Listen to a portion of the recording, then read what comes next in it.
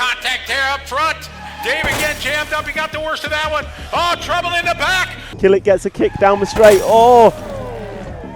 Minutes. Oh, the contact from your right. This is a beef history with RC Racing TV, where we put beef in its place. In the past. Because hey, sometimes a racing move just doesn't work out. So we're going to figure out this whole thing so we can all be friends on track. Let's take a super deep dive and find out where things went wrong. And we'll make a judgment call about who's in the right and who's going to RC jail.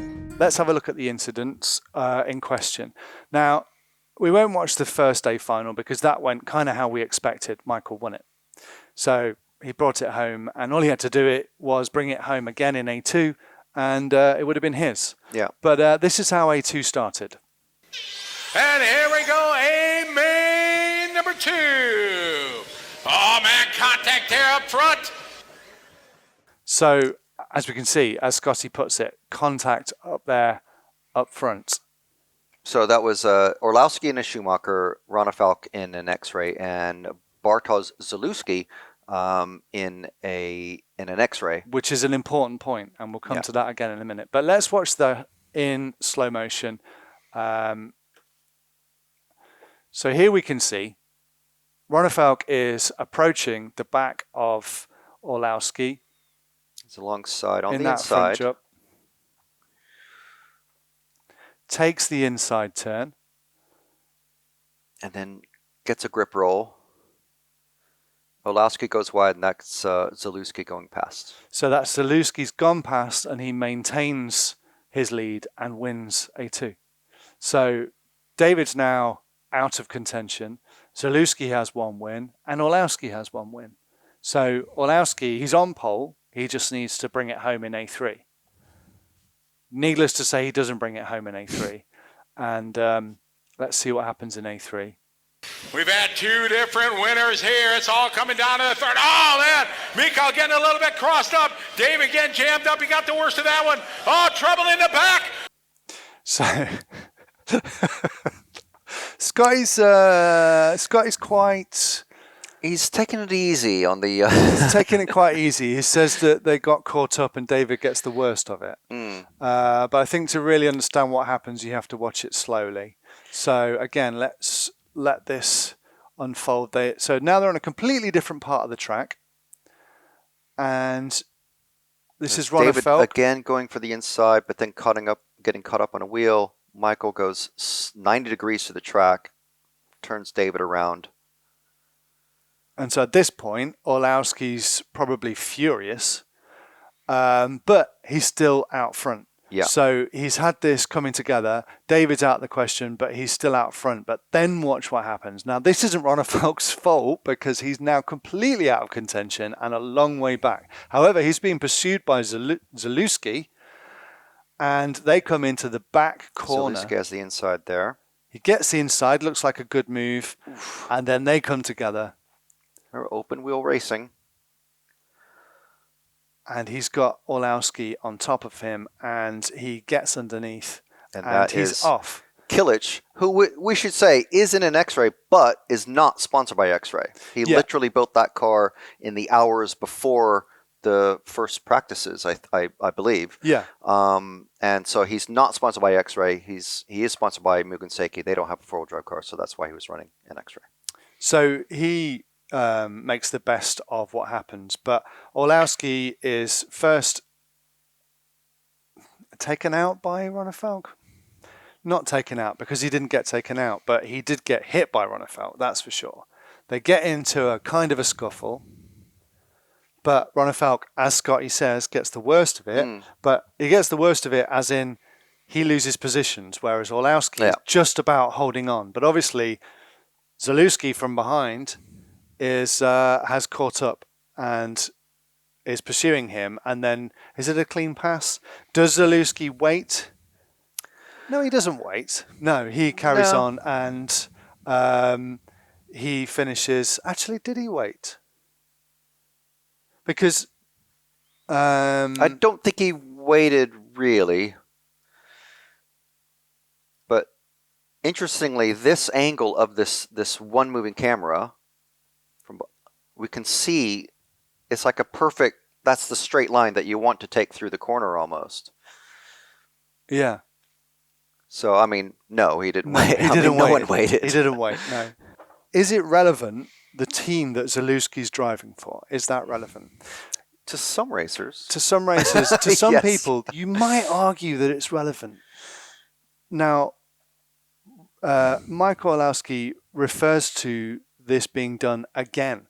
Now, is he talking about Ronnefalk when he says it's being done again? I'm not sure. Yeah, I'm but not sure. We talk about Orlowski having things his own way, but there's one glaring result from last year where he didn't get things his own way, and that was at the Electric Touring Car Worlds in America. Can't believe they've run this close for 3.5 minutes. Oh, contact from your right, your leaders, and just like that, we called it sometime third spot, the best place to be. And it's bam, Reinhardt to the point. And he didn't get things his own way because arguably he got hit and taken out by Bruno. Now, obviously, Bruno is now an Infinity driver. Former X-ray driver. At the time, he was an X-ray driver. We have so many fights together, super nice fights in the past. We have been respectful to each other, even though at the Worlds happened what happened. But I mean, it is what it is. That's racing. I mean, and I watched the EOS this weekend. You know, all the top 3, top 4 guys, they were crashing each other, and Bruno was not there again. So is Orlowski carrying anger from previous events, not necessarily about Ronnefalk, but more about more about X-ray? Possibly. I mean, it's something we will put to him maybe at a future podcast. But yes, possibly. I mean, X-Ray has a pretty big team. The bigger teams always do seem to have, one, more support, more money because they're selling more parts and cars to more drivers, and they have more cars on track. And we've seen this a lot with Associated in the past. There used to be a big Associated Losi battle in off-road, and X-Ray, I don't want to say has taken up that mantle, but they have the numbers on track. And certainly in the top 3, there's 2 X-Rays versus one Schumacher, which, fairly small team. Yeah. Compared to X-Ray. Yeah, a fairly small team. And you could argue that Michael is the star of his team, whereas David might feel like he has a few things to prove or wants to achieve as much as he possibly can for X-Ray right now. And maybe you could argue that if he's out of contention from this race, he could do what he could to help his teammate Bartek get another place on the podium. Yeah, I mean, reviewing the Touring Car Worlds from California from last year, just a couple months ago at the time of recording, in the third A final, Hagberg was definitely doing the team thing and keeping Orlowski, as Charlie put it, all elbows to keep Orlowski behind him. Wide there for Hagberg. Orlowski can't capitalize. 1:15 on the clock. Bruno Coelho, a 2-second lead at A main number 3. We didn't think of this scenario here with contact there. It is Orlowski trying to get by Hagberg. Hagberg doing everything. Then it will come to the tiebreak if Orlowski can get by Hagberg. Hagberg defending here for X-Ray, trying to hang on to that 2 spot. And that's what you do. I mean, first of all, he's racing for his own position to keep second in that race and improve his own position overall. And, Orlowski's job is to try to get past him and, to try and get second for himself because maybe he can hunt down Bruno. Yeah, maybe. It goes without saying, congratulations to Borak. Let's hear from Borak now. Hello guys, it's Burak Kilic here from Germany, racing with the Turkic flag. Yeah, I'm right now in French preparing for the Montpellier GP. I mean, yesterday I just won my 4-wheel drive overall championship. I feel just awesome, and the car was built for hours in the hotel room, and everything was just on point. The LFP electronics, battery, motor, and ESC was just crazy good. I never felt so good with everything. It was just on point. and I win the overall championship. I finished second in the first one, had an accident in A2, and A3 I finished B1, 4/10 of second place, and yeah. It was just great. I feel awesome. I want to thank Jürgen, Moritz, Markus Mobas, Jody for preparing all the time my tires, for all the fans and all my friends there. They're supporting me all the time. I can't complain at all. Thank you very much. And now on to Montpellier GP. Okay, so that's the nice bit out the way. Yeah. Congratulations to Borak. We're going to hear from him again in a moment. He's not going to say a lot, but we are going to hear from him again. So post-race, the first thing that comes out is EOS's report itself. So Michael speaks to Patrick Beck at EOS and makes the following statement. In my opinion, it seems like the only thing David wanted to do in A3 is taking me out. And that's what he did. He completely drove into the rear of my car, and I lost the lead in lap 1 again after the same happened in A2. Hard to believe. After I dropped back, I tried to keep the race clean from my side as I did not want to hit Borak. This happened some years ago at the Euros, and I'm still sorry for that. Interesting. So we all know what he's referring to. This is from Frankfurt, e-buggy Euros 2 years ago, where Borak could have had his first European Championship. Yeah. But there was an incident. Let's take a look at that incident now. There you go, double, and Orlowski cases it, gets away with it. Killick gets a kick down the straight. Oh! And Orlowski needs marshalling. They both need marshalling, and that is horrendously slow. So that is going to put Killick down, but Orlowski waits for him. So Borak, very, very upset with what went down. And, can you blame him? I mean, we're all of the mindset that he brake checked him, Orlowski. But why, if you're in the lead, why would you do that? Why would you not just get all of the air you can between yourself and Orlowski? I don't know. I mean, the only thing I can think of is just basically just anger. I don't know. If he's in the lead, I don't see why he'd be angry. He's in the lead. He's just going to win and get the Euros. Yeah. But our theory at the time, and lots of people's theories, was that it was kind of a 50-50 situation. Until we read this, where Orlowski says that he's actually sorry for what happened, which is very interesting. So we asked Borak about that, and he remained very tight-lipped. I mean, I can't say much about it because that's racing, and I can't change it what happened, and yeah. Borak's just celebrating the win at EOS and wants to put that behind him, what happened at e-buggy, which is fair enough. That was 2 years ago. 2 years ago, and he's grown as a racer. He just needs some good luck to come his way, and we're going to see some wins, and hopefully this year for him. So great for Borak.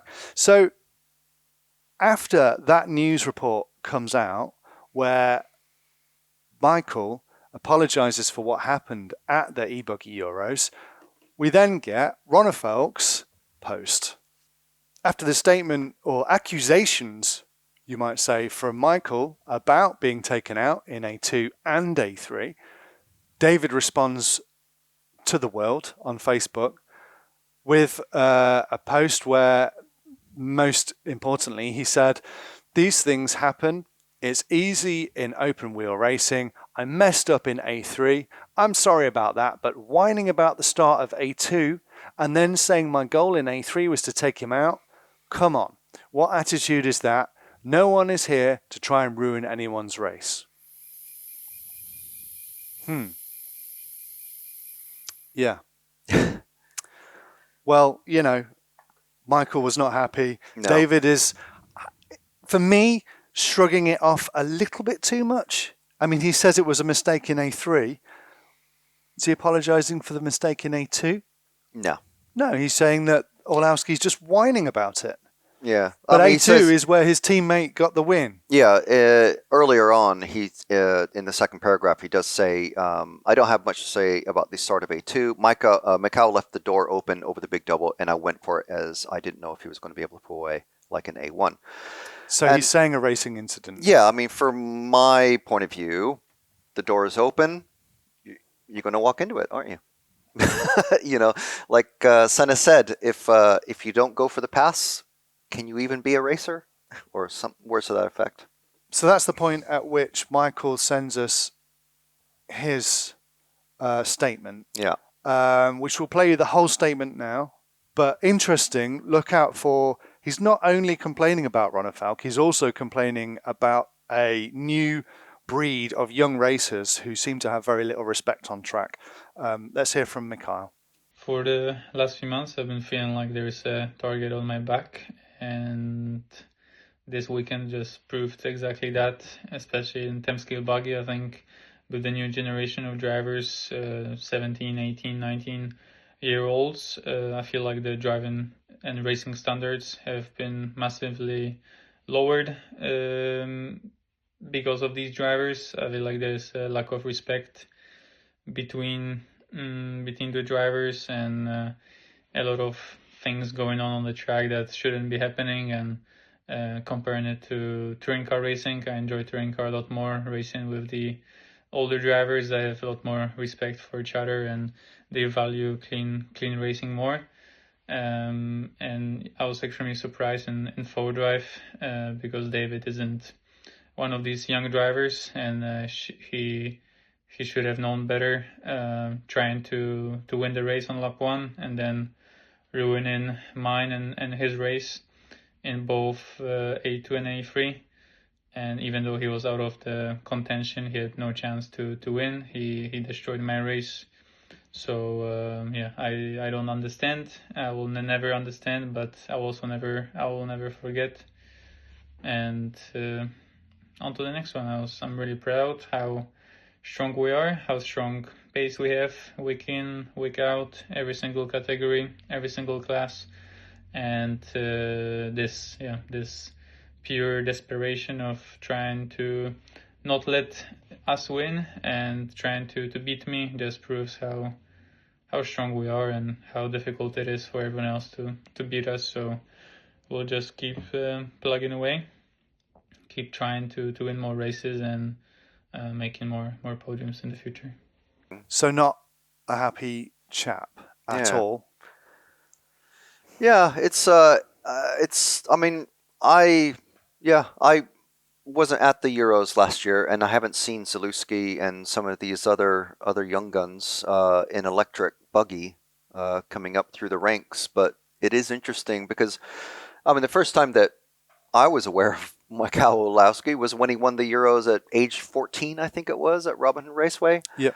15, 14. And it was a long time ago. And so, I mean, even Ronnefalk, the first time we saw him, I think he was age 12 or 14 racing for Kyosho way back when. Yeah. When he used to race out of the country called Sudan. So blame cousin Paul for that. So yeah, I mean, we have literally seen both Orlowski and Ronnefalk grow up in the world of RC, and now, as the 16, 17, 18-year-old racers that Michael is not happy with. So yeah, I mean, now Orlowski is kind of taking the position of almost an elder spokesman of the category, at least. But this is one of those things that we see about even in F1. We've seen it with the generation of drivers that have come up with Verstappen and Lando and Albon. These guys who've grown up racing sim racing for 20 hours a day, and maybe that's just how the racing is going. I don't know. I mean, I don't know whether that's right or wrong. Obviously, Michal has an opinion on it, but so do these other racers. So in terms of Ronnefalk's response to Michael's statement to us, we reached out to him, and David said, I understand he's upset, but this has happened to all of us at some point.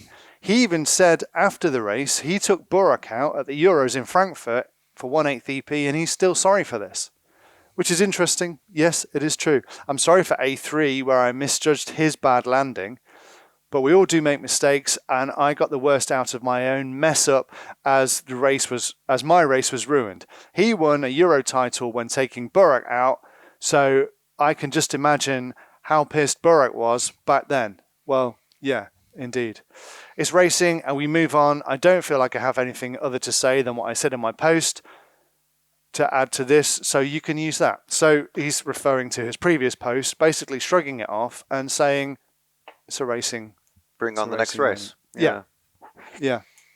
Which, yes, I'm in two minds. When it comes to the judgment on this, I was feeling like maybe Ronnefalk should have given a little bit more thought to apologizing for what happened. But then when you look at the fact that this is the first I've ever heard from Orlowski about what happened at the Euros with Burak, did he set the example of making a statement saying, I'm sorry? No, he didn't. He went off into the sunset with a European Championship under his belt for a team that don't even have a car in that category. So arguably it meant a hell of a lot more for Burak, who was racing for a team that really need that category to work for them. Interesting. David was just kind of like, I've been off sick. I've come back, just here for fun.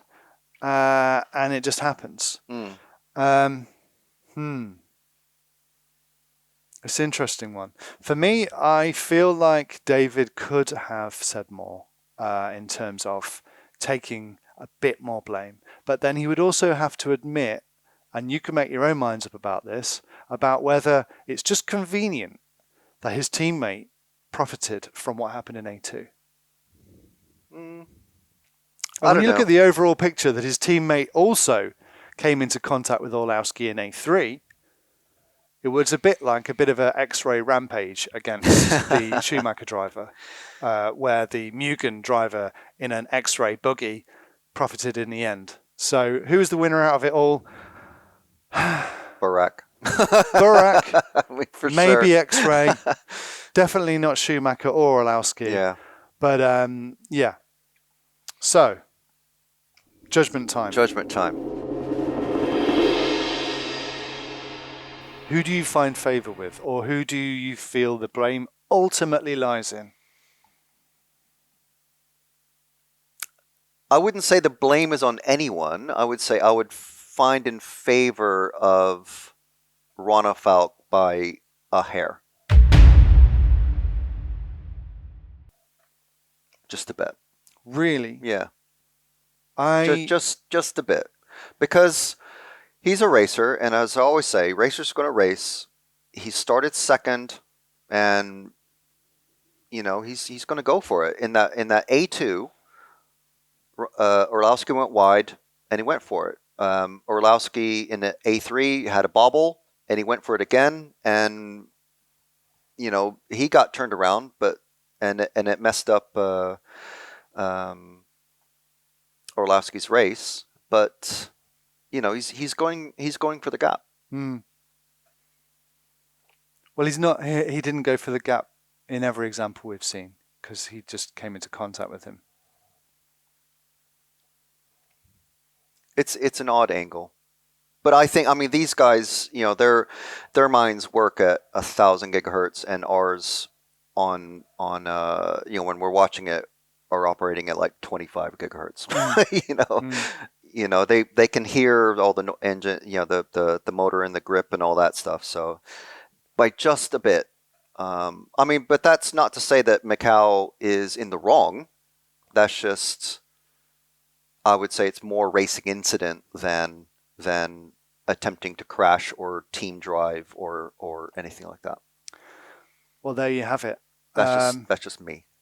That's just you. I find it, when you add in just the way it looks in terms of the X-ray teammates chasing down Orlowski, the way that went down, I find I have just a little bit of sympathy for Orlowski with that.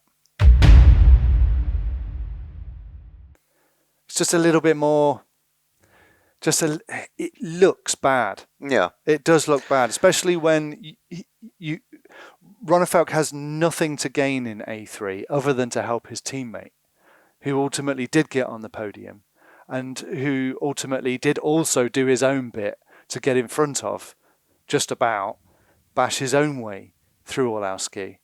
So it does feel a little bit like X-Ray team ganging up a little bit on the Schumacher. That's my feel. My judgment, whatever you want to call it, is not to say that I have no sympathy for Orlowski or that he did anything bad or wrong or anything. But as far as Ronnefalk and Orlowski, I would say just the tiniest bit. I mean, I agree with Ronnefalk basically.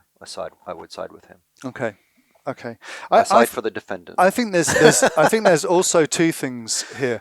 One is a racing incident and dealing with a racing incident, and the racing incident could be something that happens in the battle for 7th place and be the same thing and still a racing incident. But then the racing incident and the impact it has on overall result, I think, has a bit more gravitas that you have to go, look, yeah, this and this happened, but it's racing. But what transpired was the person who could have won that championship no longer won it. Makes it a much bigger deal. And so you have to go, yes, for the racing incident, what Ronnefalk said, it was a racing incident, it was my mistake in A3, blah, blah, blah, and then address the effect it had on the outcome. I think you also have to say, and so I'm sorry that it affected your race in terms of you were on pole. You won the first one. You only had to win one other, and between me and my teammate, we ensured you didn't, and none of us won. Burak did.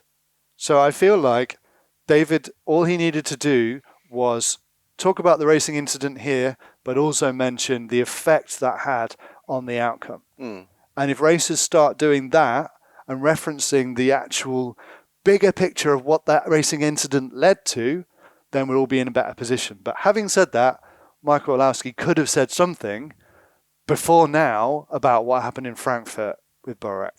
This is the first time I've heard about it. Maybe he did, but yeah. As far as I knew, he just won the Euros and went off and was happy. and didn't really comment about it. just went off. Yeah. So, yeah, that is my view, that I find 1% in favour of Orlowski and all Ronnefalk. I would have been on your page if Ronnefalk had talked about how it affected the overall picture and the overall result. That is our judgment. 1-1. So that leaves the final vote to our adoring public. Yes. And please don't make this just be some kind of popularity contest. I get it. If you're a Ronnefalk fan, great. Yeah. If you're an X-Ray fanboy, you're a Schumacher fanboy, you're an Orlowski guy, great. Yeah. But look past that and tell us, what is the casting vote in this particular situation? Because it's up to you guys now. We can see the likes and the shares and the comments on both Michal's and David's Facebook posts on these particular ones the exact ones that we looked at. We know what they're at, but let us know in the comments what you guys think, and we'll see if we can revisit this somehow. Yeah. Well, no, we're going to put it behind us. Yeah, but I mean to have a final judgment. Maybe. Yeah. Okay. I don't know. Maybe we'll see. We'll see what we can do. But yeah, maybe we'll run a poll and then. Exactly. Yeah. Great. Thank you for watching. Do you have any past beefs that you would like us to dig into, purely for the purpose of putting them behind us? A beef history means that we get to put the beefs in the past, learn from them, and race courteously and harmoniously together. We put it in a box and we set it there, and we throw it in a fire, right? That's what people do. They write their grievances, ball them up, throw them in a fire, and then they're done. There you go. It's flashing. And we're done. Thanks for watching. Goodbye. Bye. That's it for this video, but don't forget to subscribe and check out the rest of our RC Racing video series. And don't forget, be an RCTV hero. Make sure to hit that join button and find out all the details about being an RCTV hero.